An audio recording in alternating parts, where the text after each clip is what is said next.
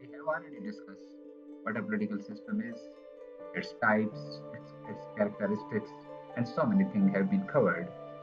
In this lecture, we are going to cover only the functions of political system. You know that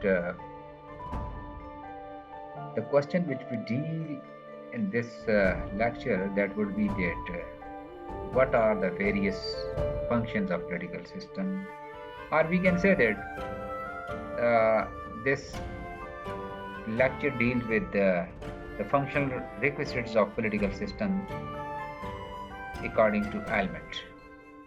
So these two questions will primarily be more concerned with. So without wasting our time, got to know that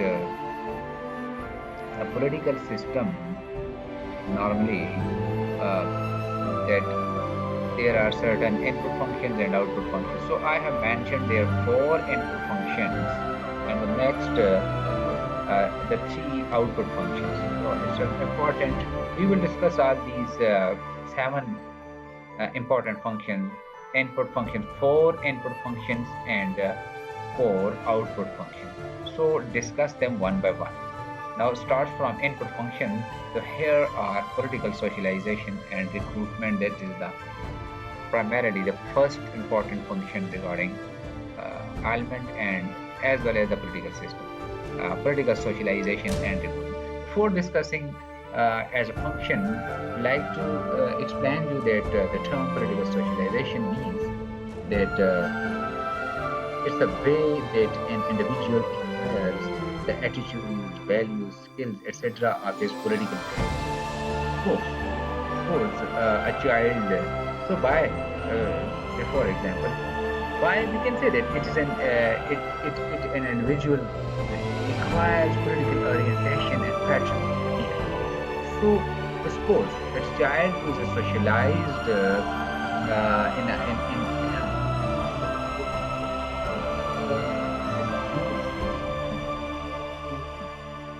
as a pupil and second individual is further socialized by his experiences of the performance and the behavior of the various roles of political system. So, we can say that the political socialization is the process by which political attitudes, values, etc., are included into children who become adults and as adults are recruited into roles. So this is important. And now going towards to explain the recruitment, the political recruitment, the political recruitment, recruitment is political recruitment here. It takes up when political socialization leaves off. Every political system is subject to political change, the change of personnel. Let's just say the individual who perform political roles may die or leave them. So hence a new individual takes them and recruited at their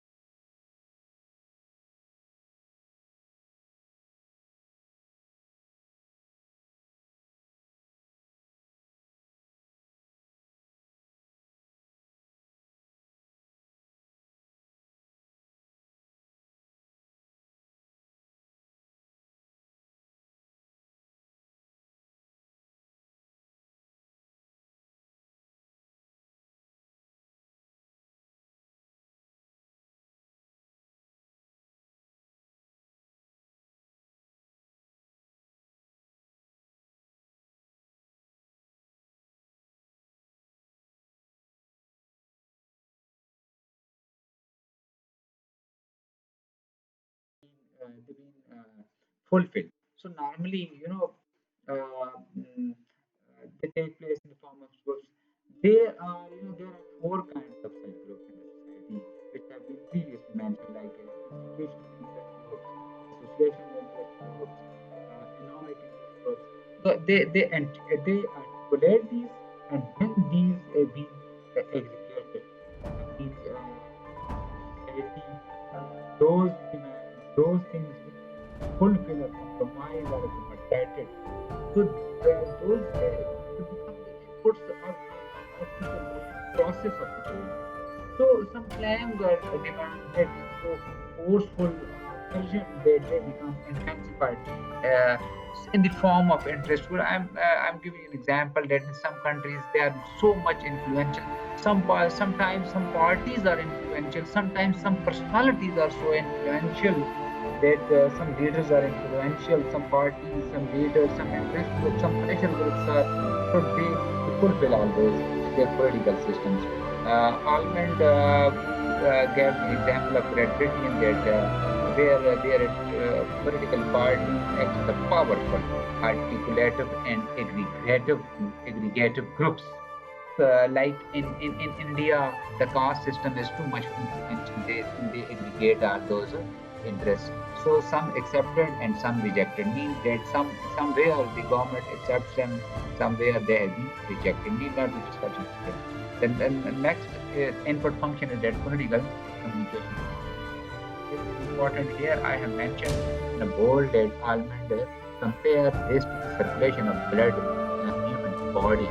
Uh, so, like blood, it is important for communication. It is important with respect to input function. So, communication is the medium through which all other functions are being performed.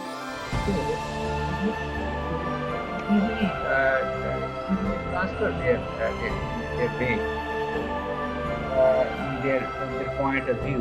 Communication facilities are therefore the highest importance in determining the character of man. In fact, the decision making depends upon and determined by the contents of communication. So they determine the flow of information in society and the political system. So it is an essential one and play a very, very important, a pivotal role like blood in the body. So they do so. So they have been performed has been in a neutral medium, carries claims, demands, people protest to the different channels, different ways to the decision makers and to receive by decision maker from there to carries back to such regularity and education responses to claims or demand. So the channels maybe simply the bureaucracy or interest groups. So they differ from state to state, society to society. So next comes our output function with respect to the political system's functional functionality. Is a functional Albert function. Albert system is always called a functional system because it's based on the functions or performance. So output function, output function rule making. The rule making is normally performed by the legislature of the agency of the state.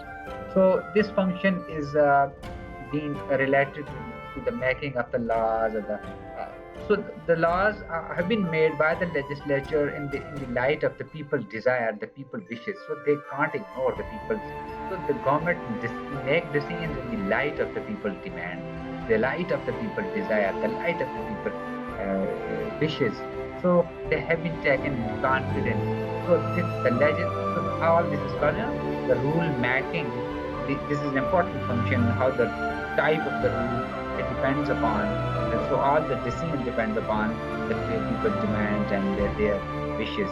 So again, there is a change. There is a variation that in traditional society, authorities are non-democratic and democratic system. They are according to the democratic principle or wishes of the people. So these two plays an important. This is the structure of the government which plays an important role in the rule making and also in the output function of our political system. Now comes the second one, that is actually this is the sixth one, but in output function the second one, rule application. When the rules have been settled, how the rule being applied. So this is the branch, the organ the department of the government, the executive department will be the process of execution or rule application. So here going to read for you.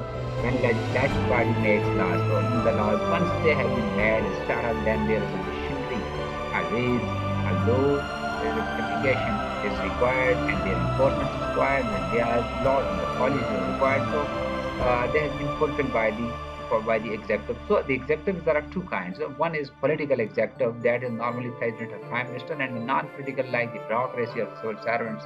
They have fulfilled all these important functions, outward functions.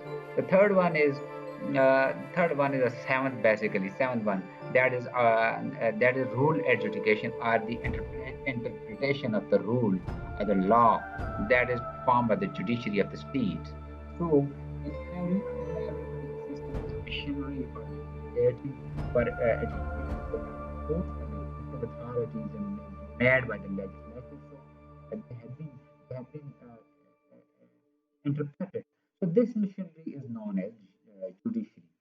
Its function is to what? Its function to punish those who violate the laws of the state. And this machinery is consist of judges, and there is a variation. There is a different model of different kind of system. The number of judges and their power and their hierarchy. Um, for example, it has certain drawbacks. For science since time immemorial, that from the totalitarian state model, it was made on the demands of the on the wishes of the kings. So simply, its function is to punish those who violate the laws of the states. So this is today we have discussed what input function and output functions of the state. The four input and three output functions have been discussed in detail. Uh, Thank you very much. If you have a question, so then you can comment me.